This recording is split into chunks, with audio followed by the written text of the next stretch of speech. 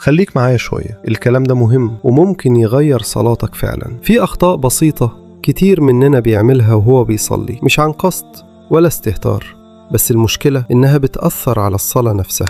أول خطأ: قراءة الفاتحة من غير طمأنينة. الشفايف بتجري والكلام داخل في بعضه من غير هدوء. الصلاة مش سباق. تاني خطأ: الركوع بسرعة، ننزل ونطلع قبل ما الجسم يستقر. الركوع مش حركة، الركوع سكون. ثالث خطأ: عدم الاعتدال بعد الركوع، نطلع ونكمل على طول من غير ما نقف ومن غير ما نستقيم لحد ما كل عضو يرجع لمكانه. رابع خطأ: السجود من غير طمأنينة، الجبهة تلمس الأرض ونطلع بسرعة من غير استقرار، مع إن السجود أقرب لحظة بينك وبين ربنا. خامس خطأ: العجلة بين السجدتين، قعدة سريعة من غير هدوء ومن غير طمأنينة. سادس خطأ: كثرة الحركة في الصلاة، إيد بتتحرك، جسم بيهتز.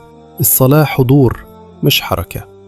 سابع خطأ: النظر في غير موضع السجود، العين بتلف والخشوع بيقل. الخلاصة: الصلاة مش عدد ركعات ولا سرعة أداء، الصلاة طمأنينة وسكون. اهدى وخد وقتك وافتكر إنك واقف قدام ربنا. اللهم أعنا على ذكرك وشكرك وحسن عبادتك. اللهم صل وسلم على سيدنا محمد وعلى آله وصحبه أجمعين.